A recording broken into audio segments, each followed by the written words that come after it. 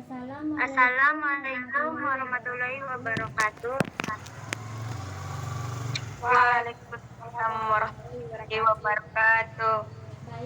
Baik, di sini saya akan melaksanakan aksi pendidikan hukum,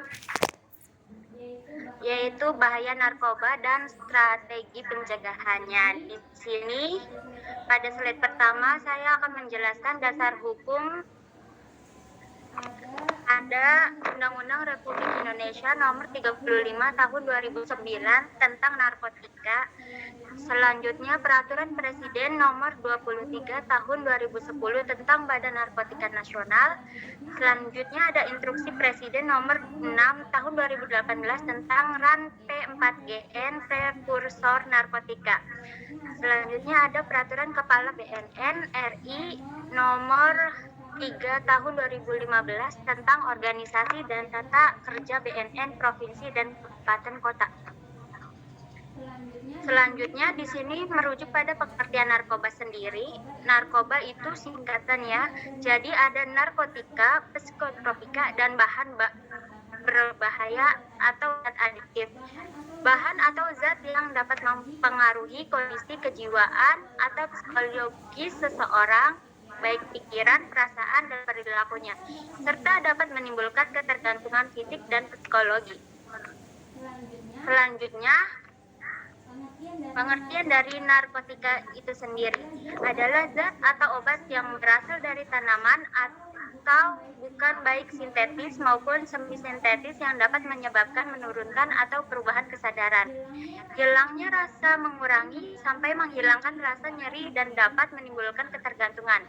Narkotika sendiri dibagi menjadi 3 golongan, yaitu golongan pertama hanya untuk mengembangkan ilmu pengetahuan, tidak untuk terapi karena ketergantungannya kuat. Contohnya dari golongan 1 sendiri ialah heroin, kokain, ganja. Golongan 2 sendiri ialah pilihan terakhir untuk terapi, ketergantungan kuat tapi kurang dari golongan 1. Contohnya ialah morfin, petidin. Adapun golongan 3 ialah sering untuk terapi, ketergantungan lebih ringan, contohnya kodein.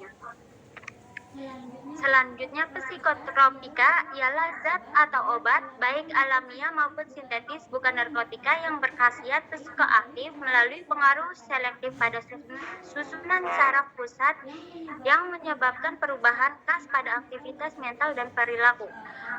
Ada golongan 1 ialah hanya untuk pengembangan ilmu, tidak untuk terapi karena ketergantungannya kuat. Contohnya ekstasi, MDMA, LSD. Tetapi pilihan terakhir ketergantungan tinggi tapi kurang dari golongan 1. Contohnya amfetamin, metilfenidat, atau Ritalin atau metakualon. Golongan 3 sering untuk terapi, ketergantungan sedang. Contohnya fenobarbital, flunitrazepam. Golongan 4 sendiri ialah untuk terapi, ketergantungan ringan. Contohnya diazepam, clobazam, dan bromazepam. Nah, yang terakhir ini jenis narkotika atau zat adiktif lainnya ialah bahan atau zat selain narkotika dan psikotropika yang dapat juga mempengaruhi psikoaktif tubuh manusia dan dapat menyebabkan kecanduan. Di antaranya minum alkohol, zat inhalasi atau lem, nikotin atau rokok. Nah, yang banyak digunakan di Indonesia saat ini ialah ganja, sabu, dan ekstasi. Di sini ialah ada penyalahgunaan narkoba berdasarkan pengelompokan. Contohnya pekerja yang menggunakan narkoba itu sekitar 59%. Sedangkan pelajar seluruh Indonesia yang menggunakan narkoba itu sekitar 24%. Nah, populasi umum ini yang menggunakan narkoba 17%.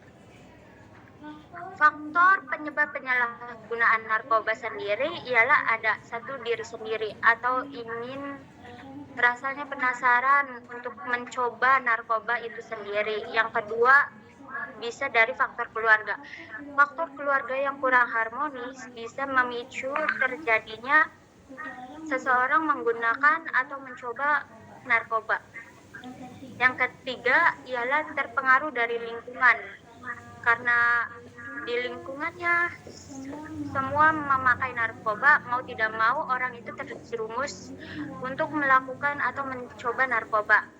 Ini dan yang terakhir faktornya ada kelompok atau sindikat. Ciri-ciri emosi pengguna narkoba sendiri ialah yang pertama sangat sensitif dan mudah bosan. Yang kedua, membangkang bila dimarahi atau ditegur. Yang ketiga, emosinya naik turun dan tidak ragu untuk memukul orang atau berbicara kasar pada anggota keluarga atau orang sekitarnya. Dan yang terakhir ialah nafsu makan tidak menentu. Ini strategi dan kebijakan yang dilakukan baik oleh pemerintah atau masyarakat. Yang pertama ialah komitmen diri. Seluruh elemen bangsa bertanggung jawab atas berkomitmen menjaga diri, keluarga, kelompok, dan komunitas, dan lingkungannya dari penyalahgunaan dan peredaran gelap narkoba. Regulasi anti narkoba. Penertiban regulasi pencegahan penyalahgunaan dan peredaran gelap narkoba. Sekolah, lingkungan, masyarakat, dan lain-lain. Konsolidasi kekuatan. Seluruh elemen baik pemerintah, swasta, dan masyarakat berkonsolidasi dan berkontribusi bersama mendukung penanganan narkoba secara masif. Bersih narkoba. Mewujudkan lingkungan masyarakat, pemerintah, tempat kerja, kampus, atau sekolah bersih narkoba.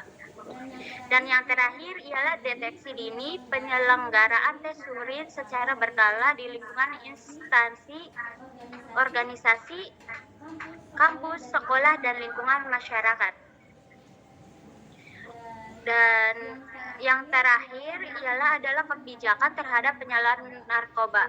Yang ini kebijakan setelah pengguna telah menggunakan narkoba. Yang pertama ialah kebijakan untuk voluntari, yang mana pengguna lapor diri sendiri ke IPWL, terus diasesmen sebagai pecandu, lalu direhabilitasi secara gratis, tidak dituntut pidana 2 kali dalam masa perawatan, tidak dituntut pidana.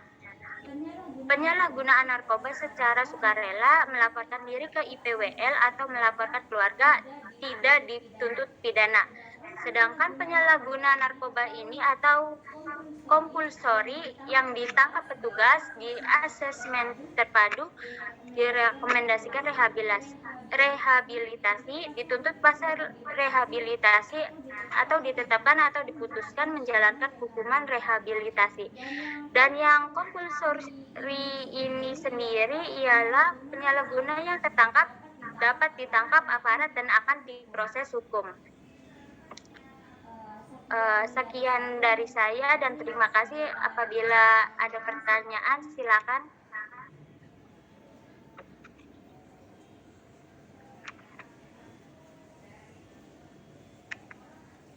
Saya ingin bertanya. Iya, baik. Menurut saudara, narkoba di kalangan remaja ini sudah melayak sekali menurut saya. Jadi strategi yang paling ampuh untuk diri sendiri itu gimana, Mbak? Soalnya banyak strategi yang sudah ditetapkan, tetapi menurut saya itu belum berpengaruh baik. Menurut Mbak sendiri, strategi yang baik itu gimana sih untuk menghindari?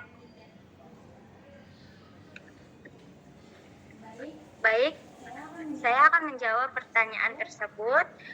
Strategi untuk diri sendiri menghindari dari narkoba itu, menurut saya itu kenali bahaya dari efek samping narkoba itu sendiri. Dan selanjutnya ialah komitmen diri sendiri untuk tidak. Yang ketiga ialah mendekatkan kepada kelompok atau lingkungan yang baik atau terhindar dari narkoba itu sendiri atau pergaulan yang dimana di situ sudah toksik atau menggunakan narkoba sebagai bahan kebutuhan sehari-hari. Itu saja sih menurut saya. Apakah ada pertanyaan lain atau sanggahan?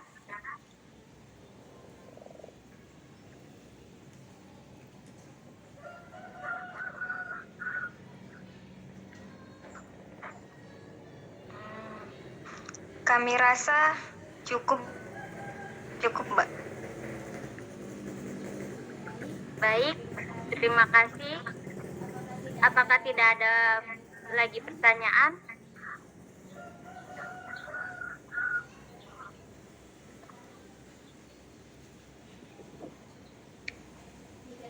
Jika tidak, saya akan akhiri pertemuan ini.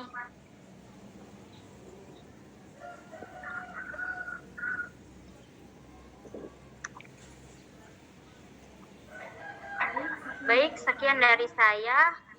Bila ada salah pengucapan atau kata, mohon dimaafkan.